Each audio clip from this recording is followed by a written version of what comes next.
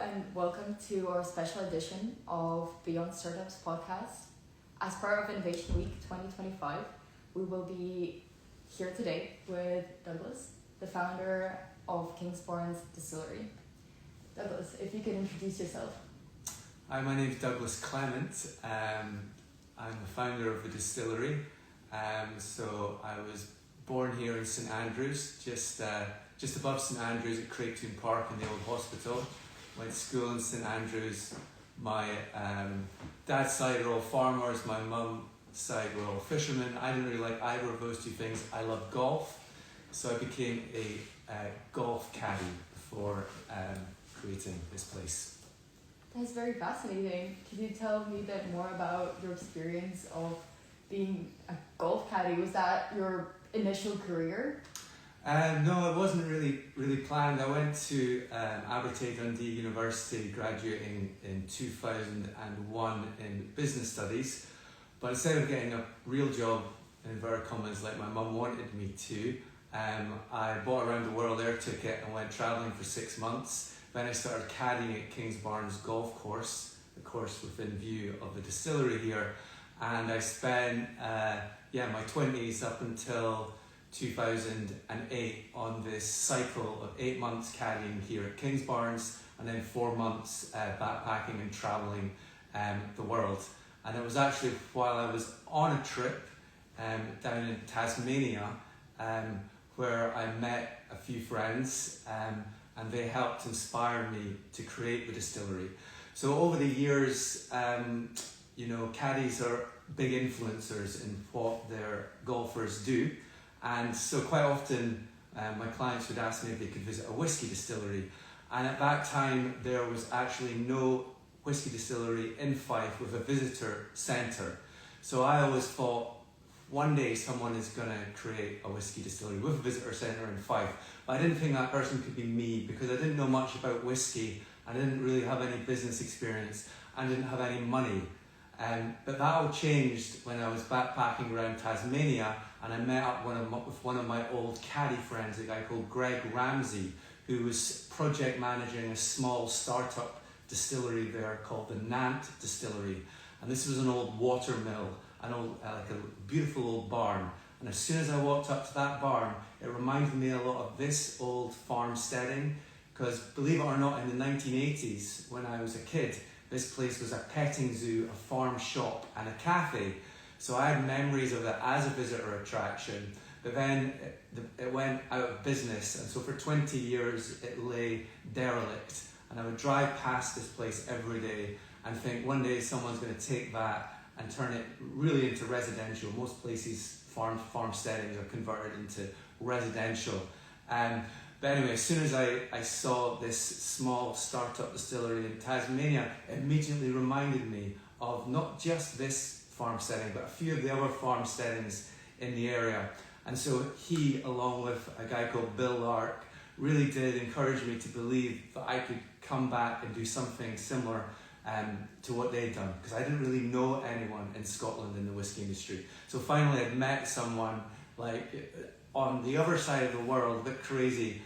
So I came back here, I caddied that summer, raised a wee bit of money through my savings, and I didn't really know much about anything, but my uncle and my cousin were structural and civil engineers. So I got them signed up onto my team, and then we did some feasibility studies on various sites in and around St Andrews.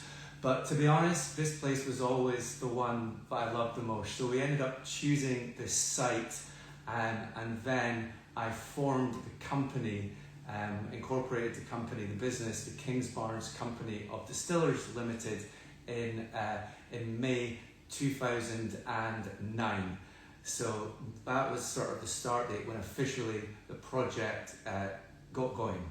Do you want me to continue going? Yeah, tell me more. So 2000, so it formed the company. But at that stage we had a verbal agreement. The problem was we couldn't buy this site, and we're on an estate, the Cambo estate, and an old aristocratic family, the Erskine family, own all the land and the building. So they weren't willing to sell, but they were willing to do a verbal agreement on a lease.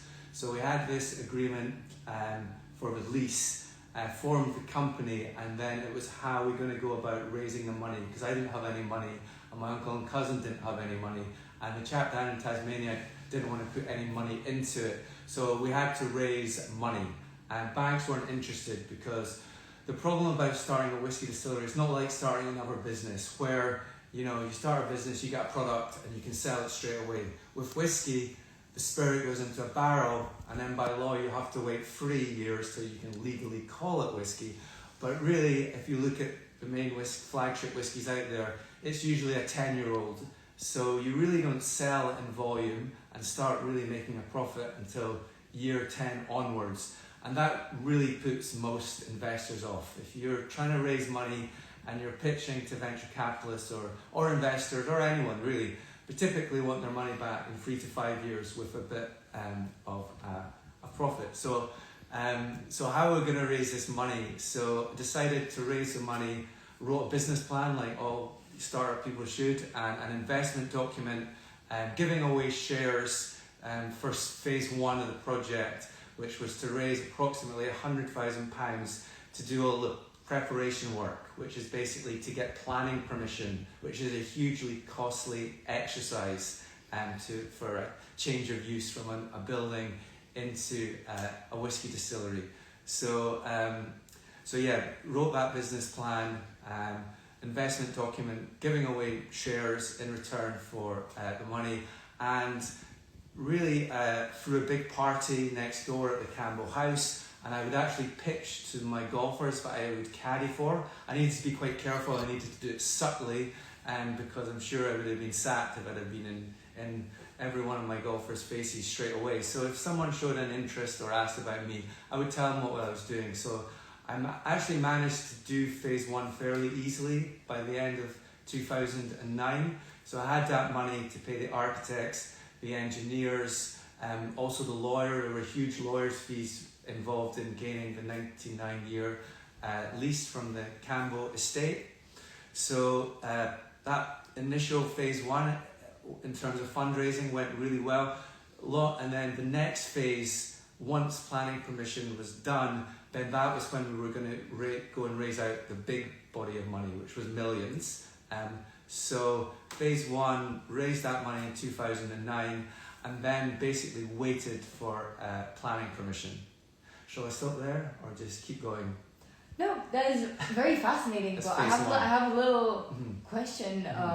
You said one of the things that you found was limiting to you is that you knew nothing about whiskey. So with your friend in Tasmania, did you get to see about a bit of the process of whiskey making and all of that? Was that kind of making you feel more comfortable in that sense? So when I was in Tasmania, he showed me his distillery, and then he introduced me to a guy called Bill Lark, who's known as the godfather of Australian whiskey. He's changed the law and was the first whiskey distillery.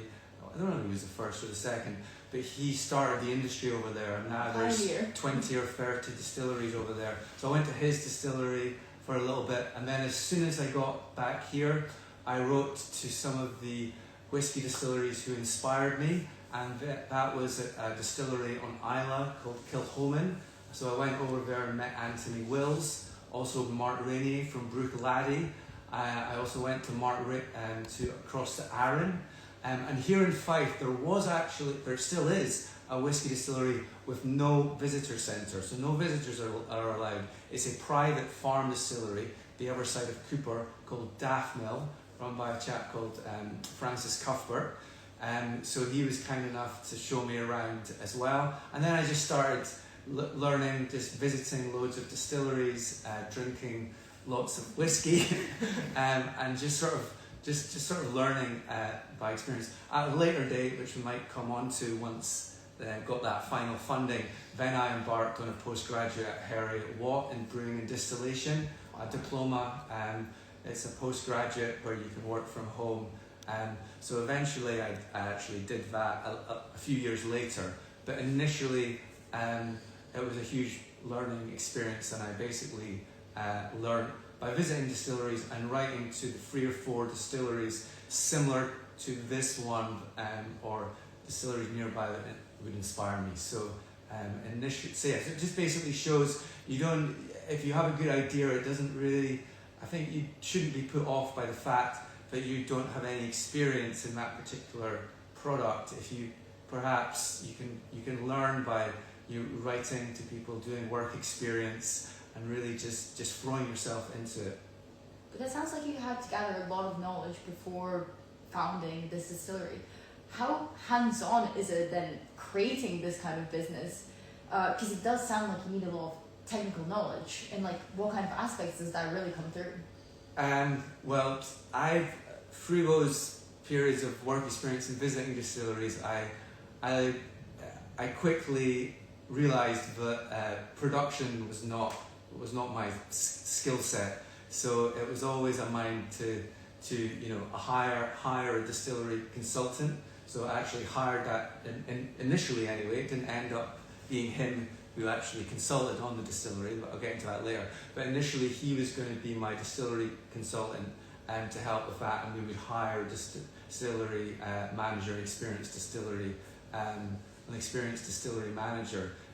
So yeah, in my mind, I quickly accepted that wasn't my strength. You need to be quite scientific, and you need to do things at the right time. It's all about timings.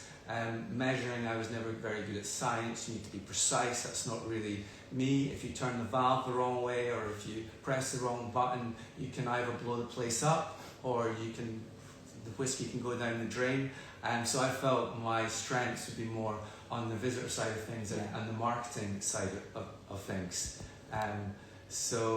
Although I did do my best to learn the production side, that wasn't really my strength. So I veered away from that side of the business, sort of more overall leadership in terms of raising the money and doing the visitor centre side of things. Because that's really why most of those foundation investors got on board, and the whole business plan was, how can we make money while we wait those 10 years to break even and make some money, and that would be through the visitors. So that's why those initial investors, and eventually the Weems family, which I'll come on to shortly, came on board, was really for the visitor potential. It's basically called the no return period, where you have no revenue through your main product whiskey because you're waiting for it to mature. The hope was we would get 20,000+ visitors a year who could help sustain the business. So going back to where I was in the journey, so that it basically formed the company in 2009, and planning permission was meant to take a year, but it actually took 2 years. So that planning permission eventually came through, and then I launched the phase 2, round 2 offer document, which was to raise the full amount of money, which at that time was around £2 million. Raising that small amount, 100,000, was comparatively easy, because when you ask people for 4 or 8 grand, richer people, they're prepared to take a punt. But then that second phase, when suddenly it's a minimum of 50,000 investment, and you're asking for those bigger sums, it's a lot tougher. And so I really struggled the next year or two. Really struggled in terms of raising the money. Did lots of pitches and got lots of rejections over those 2 years. Also was applying for the big government grants, and the one in 2012, it was called SRDP, and it was so close to getting this £500,000 grant, and then it just slipped through our fingers, and so some of those initial investors lost confidence after that grant fell through, and so that was a bit of a downer. So again, there was more pitches, more rejections, so it was 2012 was a bad year. 2013, I regrouped and I hired a finance consultant, financial guy called Colin Botfield, and he says, look, you really need to get the money here, we need to go to the industry. Up to that point, I hadn't tried to raise the money from the whiskey industry. I tried to do it from non-whiskey people, but then he said the only people who really are going to fund this are people who know about whiskey in the industry. So there basically are, in the whiskey industry, there's whiskey distilleries and there's independent bottlers. And the independent bottlers are guys who don't own a distillery, but they buy whiskey from all different distilleries and then they brand it under their own little brand. So Weems Malts was one of those independent bottlers, and there was a few others as well. So rewrote the business plan, angled at these independent bottlers, and immediately had some interest from them, and so over a year period in 2013, we were in negotiations with Weems, and the turning point really came in September 2012 or 13, when finally all the hard work applying for all these government grants came through, and we were awarded a £670,000 grant, food processing, marketing and cooperation scheme grant from the Scottish Government via the EU, so it's actually European money. And that was, and then shortly after that we left, well not, a little further after that we left Europe. So sadly that grant is no longer available. So yeah, downstairs in the visitor centre you'll see that plaque. So as soon as that grant came through, like Weems were just even more keen to come on board. But they weren't willing to come on board unless they had the whole business. So I had a difficult decision to make. So I decided to sell 100% my company to the Weems family and become an employee. I did that for a number of reasons, which I don't really want to go into too much depth with. But basically, I sold the business to them. All my foundation investors and myself were bought out, so they bought the company outright, and this building and the lease and the grant, and then they took over, and from that point they had their own team. So one of the reasons why I chose Weems in the eventuality was they really were like the perfect guys to take the project over and turn. I realized that really I needed to give my baby away to them to make it the thing that it is today. Sometimes you have to, let your baby go, and you let your ship sail. You need to. It was a hard thing to do, but I let go. I sold the business to Weems, and they were actually so generous. They offered to keep me on board. They obviously saw some value in me, so they kept me on board as founder and gave me the job that I kind of wanted, which was as a visitor centre manager. So I helped set up the visitor centre. Weems took over, and then construction started, and it was an 18-month construction period to build it, and then the visitor centre and distillery opened, and then that was on St Andrew's Day 2014. Yeah, and then do you want me to continue, or no? Absolutely. Questions based on that? So we opened then on St Andrew's Day 2014. Started off, when you do a business plan, you always project. There's the worst case scenario, average case scenario, best case scenario. So I remember it was 10,000 worst case, 20,000 best case, and maybe 30 or 40,000 absolute excellent case, average case, best case. So we ended up at that lower point, 10,000 tours in those first few years. I've just asked Andrea, the current visitor centre manager, and she says they're up to above 20,000 visitors now, and we basically we produce about 1,000 barrels a year, which works out about 27,000 bottles a year is sold currently, roughly. And so I really loved working here as the visitor centre manager between 2014 and 17. So I worked here on site for those 3 years.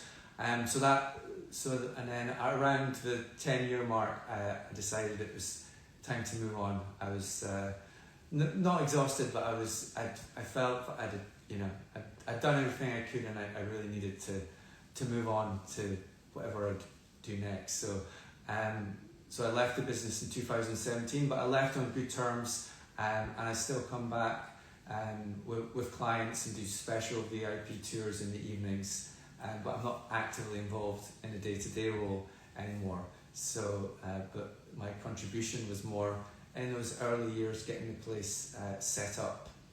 So that's a very sort of brief introduction to my 10 years of my life, blood, sweat and tears, as they say. Absolutely. I think that gives a really good overview of who you are and what the business is. Thank you so much for that. And I found it quite interesting with you talking about knowing the right time to step away. I think I've heard that from a lot of other founders, how sometimes you will fall in love with what you create and you can become a bit overprotective and so onwards.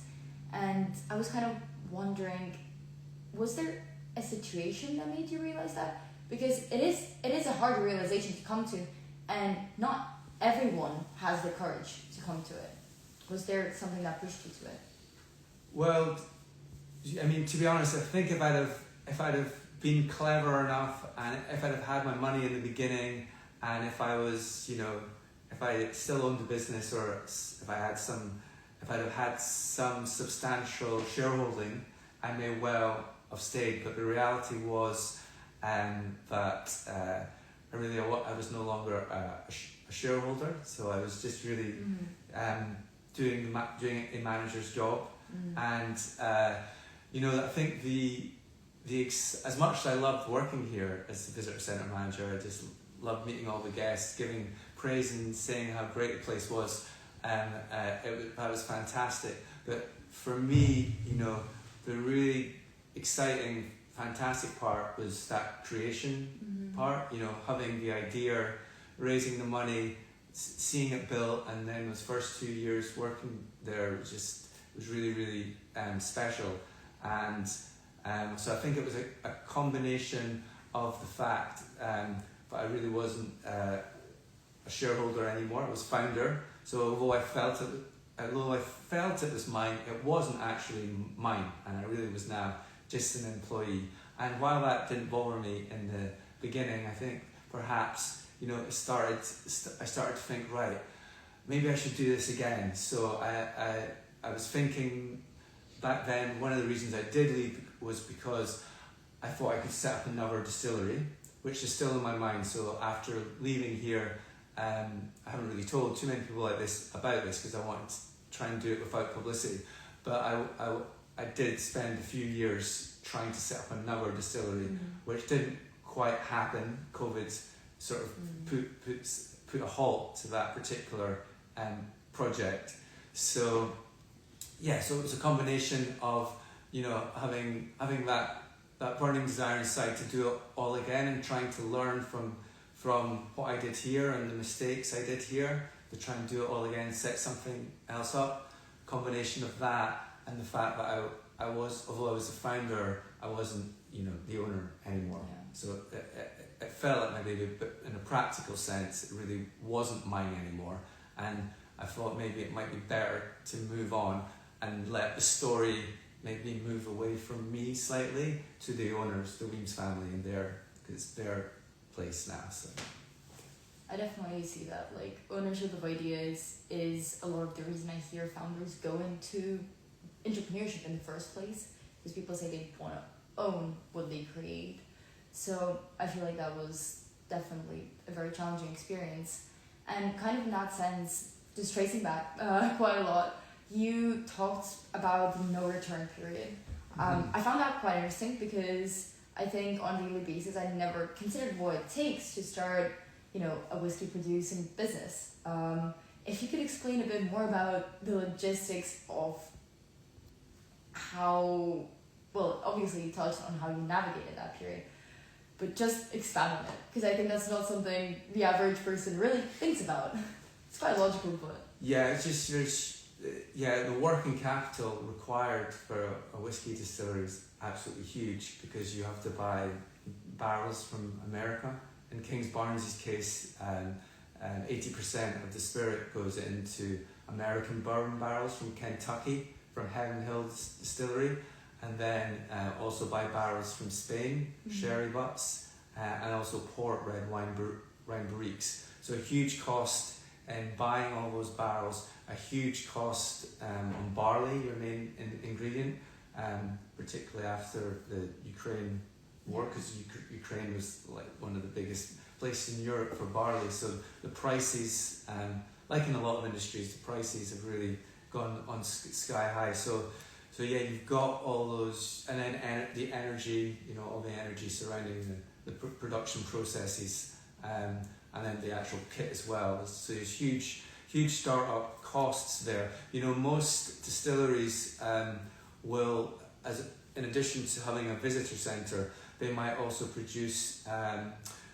non-aged spirits. So you have gin. Yeah. In fact, my original business plan before Weems took over was actually to do a range of non-matured spirits. So we're going to do a gin, a vodka, a liqueur, because that's what down in Tasmania, Bill Lark had done that, and he had found his gin had been huge. But when I was pitching that, this was before the gin boom, back in 2009. There was Hendrick's and a few other ones, but there really wasn't the gin craze. So it was difficult. I was pitching that idea, and everyone was shaking their head, and I was trying to tell them gin's going to be the next thing, which it ended up being. But actually, Weems already had a gin brand called Darnley's, which was then made in London. Now it's made here. So I get sidetracked. So yeah, the huge startup costs. How do I navigate it? Well, basically by bringing on board the Weems family, who have very family business, one of Scotland's oldest family business, an aristocratic business. So they're looking for long-term projects. So they don't mind investing a lot of money during that period. So I would say that's the way that problem was solved, by finding an investor and an owner who had that long-term vision. Definitely. So it is very much a long-term investment, as you said, and that it does take quite a lot. Thinking about it, in terms of the visitor centre, we make money from the visitor centre through the tours, and then we have the cafe, and then we do private evening events, like University of St Andrews have had a few evening events here. Golfers have private evening dinners as well. So and then obviously the retail shop. Like I said, Weems were an independent bottler, so they already had an advantage of bringing them on board. Was they already had whiskey, their Weems whiskies for sale, as well as the gin brand, and they own a winery in Provence called Remaresque. So being able to sell, even though we didn't have a whiskey in those first years, a huge advantage of having Weems on board, and that other startup distilleries perhaps don't have, is we had products from the owners to sell in the shop before the whiskey became online.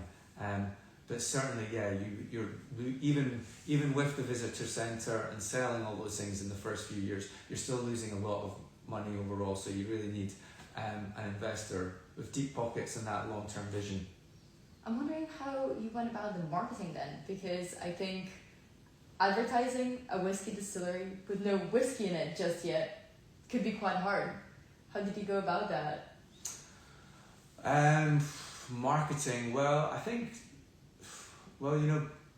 back at that time, social media was just sort of taking off. So I guess I set up the channels, and then, a huge advantage of having Weems on board is they already did trade shows all around the world, because their Weems Malts Whiskey and Darnley's View were in all around the world in different countries. So basically, a lot of the marketing was done through Weems' existing brand ambassadors for their Weems malts.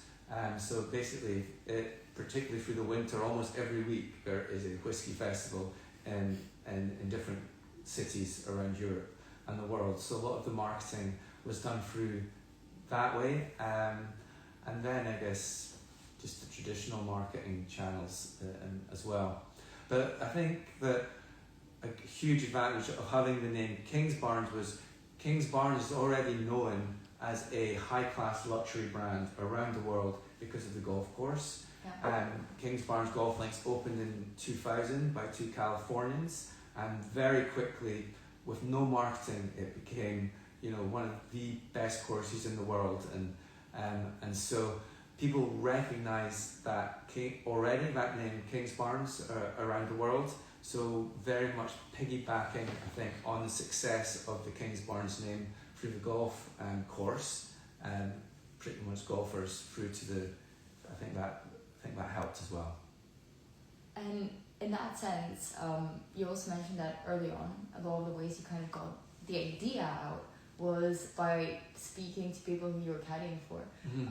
And then I wonder, was there any word of mouth element to the marketing that you did? Word of mouth marketing, I guess word of mouth. Once the visitor centre was open, every visitor here. Part of the reason for having a visitor centre is, for people to come, and if they really enjoy it, if you can get them, hooked, then they will become word of mouth ambassadors, and then what else? Well, I forgot to mention this, but one of your great clubs at the university is, when I came back from Tasmania, one of the things I immediately did was sign up to the Quake Society, which is a whisky club in St Andrews, which gets, the best ambassadors from all the whisky distilleries to come along. So whether or not that helped, word of mouth, I'm not sure. And then, I would be caddying. I've got hundreds of caddy friends, so I was, they were all really supportive. Contacting all the golf tour operators, and then just doing press releases. I think I did a fairly good job. People quite liked, I think, the story that it was a caddy, who didn't know. It's quite a romantic story, so I think it maybe played on that. So it got quite a lot of traction in the media early doors, because it wasn't just another whiskey company or another rich guy creating a distillery. It was someone who came from nothing with not much experience and money. It's quite a romantic story, I think, people. And that I joined partnership with Weems and did that. So I'm not sure if that answered your question about word of mouth, but I tried. Yeah, no, it definitely does in a way. It's just because I thought inevitably would have played a big role in the way that you described that Kingsbarns in itself is a big name. So that is kind of word of mouth in itself. And then in that sense, as you say, obviously, Caddie to founder of the distillery is quite a romantic story. But did you ever face any prejudice on the back of that? When you would try and speak to any potential investors, would they try and push back and be like, "You're a Caddie, what would you know?"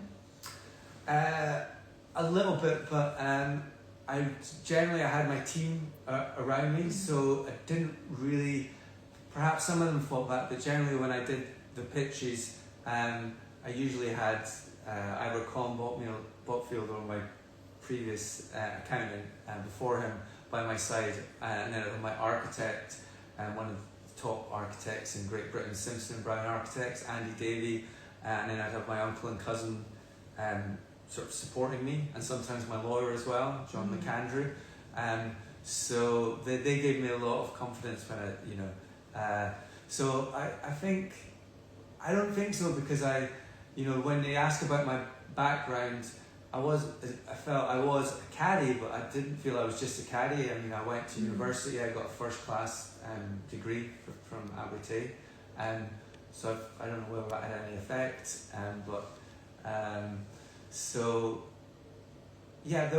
I'm sure I got lots of rejections, so no doubt some of the people who rejected me probably did think that, but the key was I didn't let it affect me too much. I didn't give up. I got rejected a lot, and it can be really, soul destroying, and it can break your heart a lot of time when in the criticism that people say. But usually these investors will give you constructive criticism, and they'll say, and they'll give you constructive. But I think people who don't understand whiskey and don't understand the industry, it's harder for them to understand the whole concept and what you're. And back then, now there are so many new startup distilleries, but when I was pitching, there was literally a handful of us there was Ardnamurchan and Harris, are the two particularly spring to mind, but there wasn't that many startups then, so it was a bit of a harder sell. Now since then it's just incredible, the explosion in new distilleries. So yeah.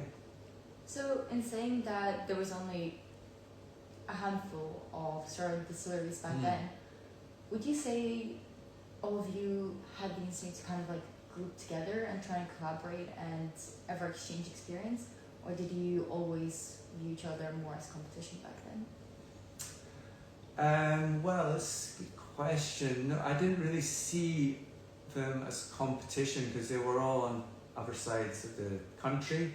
I guess the only one at the time who perhaps was competition would have been Eden Mill, because Paul Miller, the founder of Eden Mill, who a few years ago sold out so he could fund that much bigger distillery that's just about to open tomorrow, I think the tours are open tomorrow. So yeah, but I met Paul and he was always supportive of what I was doing and vice versa. I think I don't think we're competition, because back then, there was just, it seemed like such a big gap in the market. And also Eden Mill back then were very much focused on their beer as well in the beginning, and the gin as well, rather than the whiskey. Well, we did do a little bit of whiskey.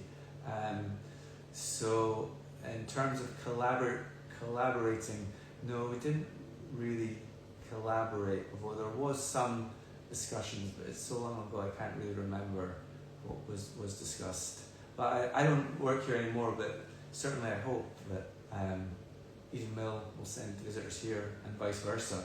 It's very much, you've now actually got 3 visitor distilleries in Fife. You've got Lindores up in northwest Fife, Lindores Abbey, and you've got Eden Mill, and you've got Kingsbarns as well.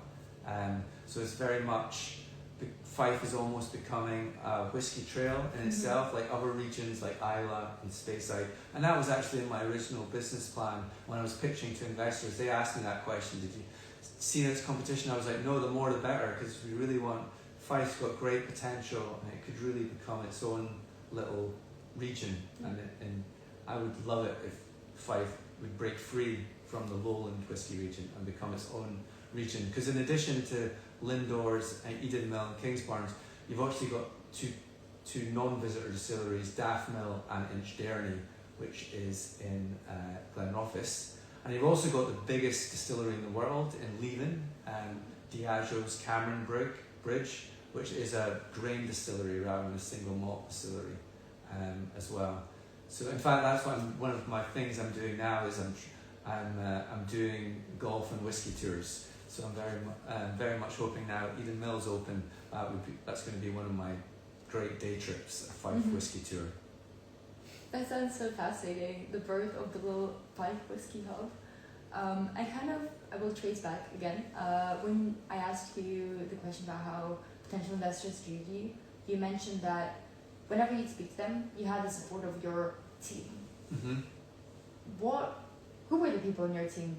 How did you gather those people around you, and what is the value of having a team in being a founder? I think it's absolutely key, especially if you're a new entrepreneur, or you're a new founder, or someone straight from uni setting up a business.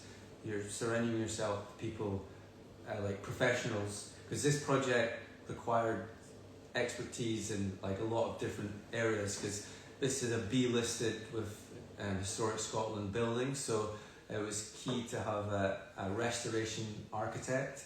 So, but family, obviously, you have to take your family. So my cousin and uncle had a structural engineering firm in Glasgow, so that was huge for me. But they believed in me and believed in the project and were willing to help. So yeah, signed them up at early doors as directors and shareholders in my company. And with their help, we picked the right architects. And then it was just through a friend recommendation that I got for my lawyer. And again, accountant was just a guy I knew in my local village of Cellardyke. So that was on that side of things. So that was like the initial, and then obviously when I was in Tasmania, we had that chap that I met over there. So that was the initial team.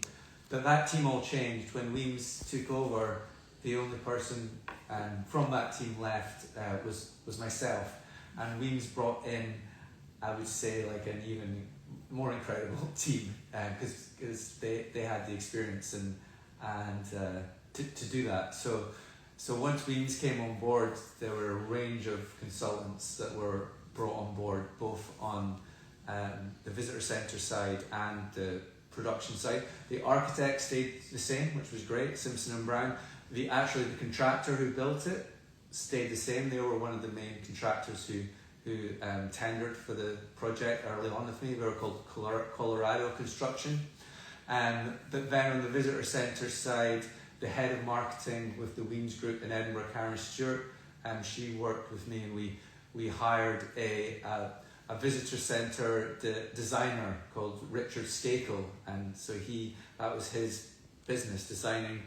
So him and the architect worked with the flow of things, and then on the production side, Dr. Jim Swan, Hamish Proctor, Norman Matheson were just free, and Ian Palmer were some of the distillery experts who came on board on that side of things. But basically, in the early days doing the pitches, it was mainly me. It was mainly myself, and then either my uncle or my cousin, the engineers, and then sometimes, depending who it was the architect. Sometimes it was my accountant who would join me. Yeah. Sometimes it was myself. It really just depended. For example, when I'm out on the golf course caddying, obviously it is myself. Yeah. But that had to be a very subtle, soft sell. I had to be really careful about that. But yeah, and kind of saying that, with your real background, to the lovely people you met in Tasmania that inspired all of this, would you say in a way they became your mentors? And in general, what is the role of mentorship in founding and entrepreneurship? Is that important? Is it not? Mentors, so I mean, they were all. I mean, how do you define a mentor? Is a mentor someone who's actively involved in your business, or is a mentor just someone who gives voluntary advice? I think it can be both. I think it can definitely take both shapes, but for the sake of this discussion, let's define it as somebody who gives voluntary advice, because I think that would be more commonly applicable to most of the people listening today. I guess my main mentor was probably my uncle and my cousin David and Graham Cochrane in Glasgow in those early years, and then to a lesser degree, because they were so remote, back in Tasmania, we had Greg Ramsey and Bill Lark as well.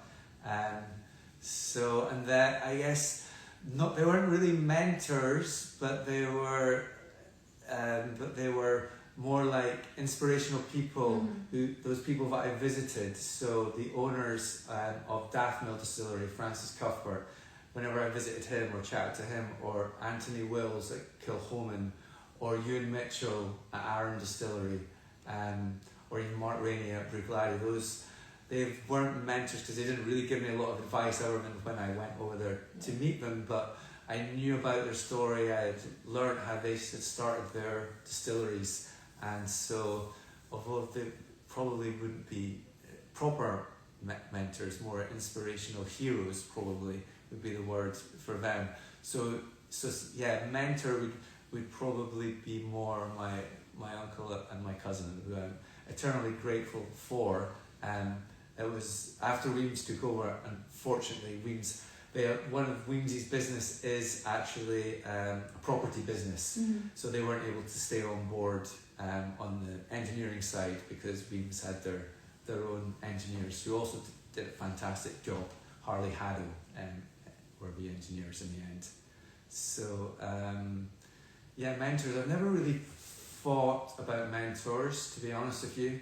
I've never really thought about that question. question before as to who were my main mentors on the project, but thinking back, it was probably the support of my uncle and cousin, who were my biggest supports, really. And, well, you've got to thank your mother. And so she was, because really without her, this place would not exist, obviously, because I wouldn't have been creative. But also when I had the idea for the project, I moved back home because I wanted to put all the money into the project. So I never would have been able to afford to put all my savings and all my Caddie money into it, because I would have been paying for rent or a mortgage. So definitely without her support, please. But she didn't really give me too much advice, really, other than being very sceptical for the most part. But I think she's more or less proud in the end. That's so sweet. That's so sweet. But yeah, I think if I could summarize that for you, then your point is that, meanwhile, it's not necessary to have distinct people who are your mentors. Just having general support is ever so important. Is that right? Yeah, I don't think I had one particular mentor. Just really the team, my original team that I built around me, and then when Weems took over that new team, suddenly I became more like one of the team, and my mentor really was William Weems, who I sent that email to on that fateful day. It's actually an interesting story. I sent him the email, and he quite often retells the story how he gets lots of this type of proposition, and he saw a distillery opportunity, and normally he told me that he deletes this type of cold calling emails, but he said that he was on a train and he was bored, and so he undeleted the message and he read the email and he thought, it actually sounds quite interesting.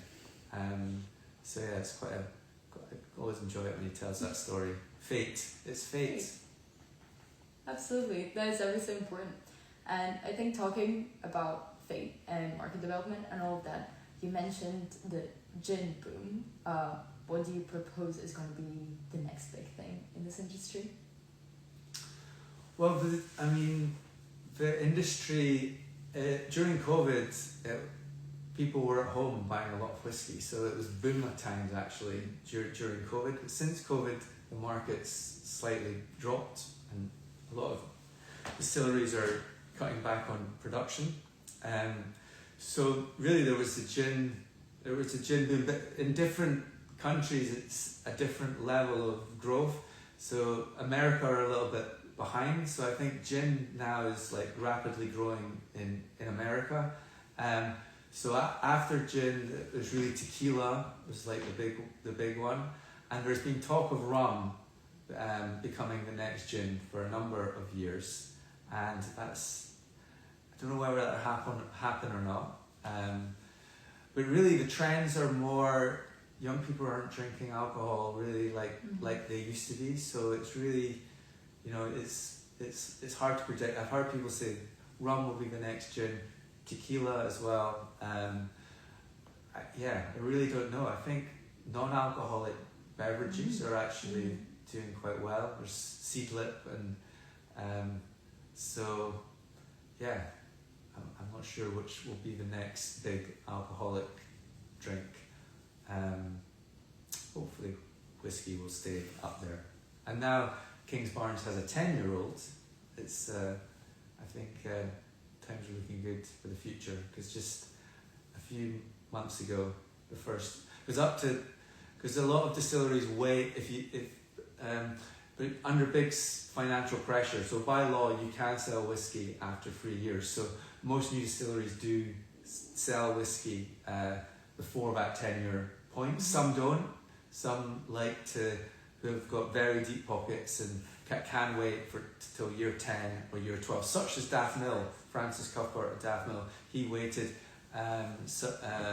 Ballandalloch, they also waited up in Speyside. But most new distilleries do bottle younger whiskies and do well by calling them great branded names like the Ducat. So you can see these ones, they don't actually have an age statement on it, but they have the name Balcomie is the local course, and then Colton is along the coast. So you basically instead of putting a number on it, like 3 years or 5 years, it might be difficult, it might put people off by putting a number on it. So the trend more is with no age statement whiskies, but now Kingsbarns does actually have a 10. Hopefully things will grow. But there's a lot of competition now with new distilleries. There's a lot of new distilleries coming online now with new whiskey, so there's a lot of competition. So I don't know, what do you think? What do you think will be the next big drink? That's a really good question. I really do agree with the trend that younger people are drinking less and less alcohol. As a member of the younger generation, I definitely do see that among my peers. It's not the same as what I hear in my parents' or grandparents' stories from their youth. And I would love to see more non-alcoholic drinks. I don't know how that will occur, what will happen to places like Kingsbarns Distillery, but I think there is an opportunity even in that. It's just about seeing that gap in the market and kind of pivoting into there. So I think over my life, definitely I will get to see that really evolve, and in a way I think it might be a good thing if maybe we get on par. We have the non-alcoholic drinks on par with the alcoholic drinks. Mm-hmm. Probably not outphasing the alcoholic drinks, but having that equal balance and giving people a choice is definitely a good thing. I think it's just about quality, authenticity, and drinking less but drinking better, if you know what I mean. That as well, definitely. And kind of in mentioning the names that Kingsbarns gives all their whiskies, is there any other interesting marketing workarounds that Kingsbarns has done? Because I found that quite interesting. Because obviously if you put 3-5-year-old whiskey, not so many people will look at it as if there's a catchy name on it. Is there anything of this nature? You focus on the brand name. Brand name has to be relevant to your location and have some kind of meaning. So you get your brand name, and then really it's all about explaining to the customer about the barrels, because 60 to 80% of the flavour comes through the cask. So it's then all about educating that. For example, Balcomie is in a sherry, Oloroso sherry butt, and then the Colton is in a smoky barrel from Lefroy, an ex-peated one, and the Ducat is a mixture of bourbon and wine barriques from Portugal. So in terms of you come up with your name, and then you really focus on the quality of the product, the quality of the barrels, the fact that the water comes from directly beneath us, the fact that unlike many distilleries use local barley, comes from Weems. I don't know if you know, but Weems is a place a little further along the Fife coast, and there's a Weems estate and a Weems castle. So all of the barley for Kingsbarns whiskies just grow in a few miles along the road there. Not a lot of people know, but you don't actually have to have Scottish barley to make Scottish whiskey. A lot of it comes in from Europe, so it's really nice to be able to, So in terms of marketing and selling your product that's not got an age on it, you really have to focus on your core ingredients and what makes it special, your unique selling point, and those are certainly the barley is a unique selling point, and so the names.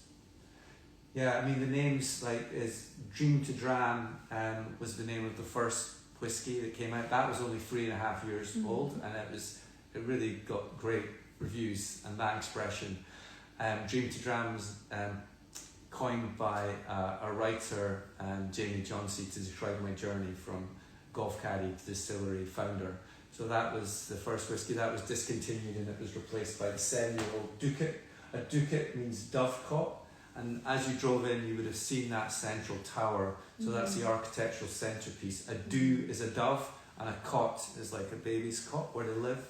So in the Ducat, the dovecot, they used to farm the birds for their meat and their eggs. So as you drive around Fife, you'll see lots of these towers and fields, and Fife was actually, or is actually, the ducat capital of Scotland, with more ducats per square mile than any other region in Scotland. So yeah, that's an appropriate name because it's the architectural centrepiece of the building. Balcomie is basically just down the road, Balcomie Castle, the golf course, and Colton of Weems. But it's been great the last few months because we now have a 10-year-old whisky, so now it's just like Kingsbarns 10, which is special. And they've just released one last week in honour of myself. Myself caddying on a bottle on the carton called Caddie's Dream, which has been quite special as well. And they put my dog in it. I've got a black Labrador retriever as well called Barkley. Oh. So that's quite nice. So yeah, in terms of marketing, certainly they're now going back to celebrating that initial founder creation story of me standing on the golf course with my golfer.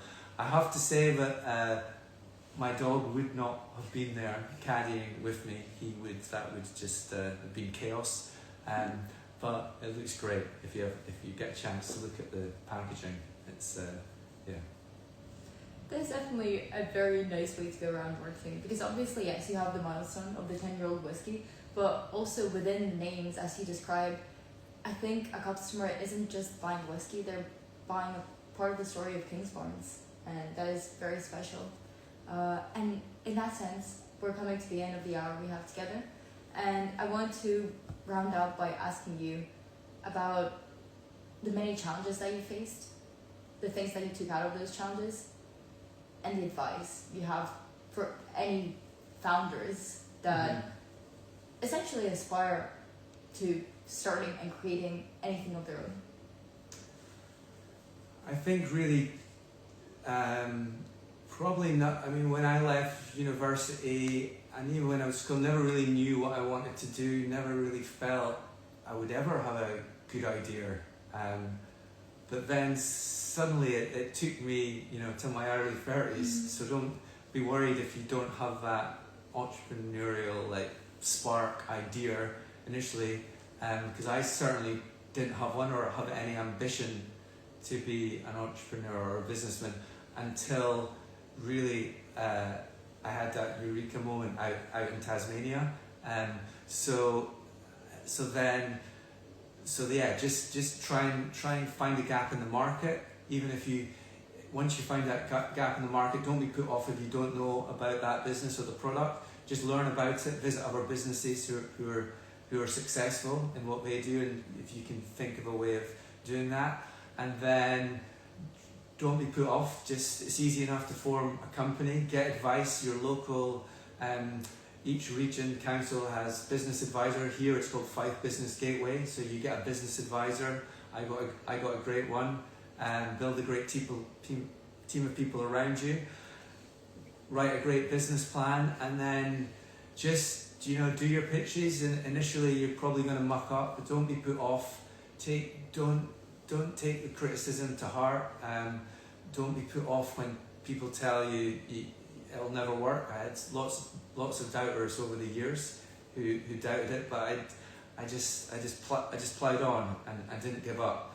And eventually, especially after a 2-year period when it was just rejection after rejection, in the end it paid off and things turned around in the end.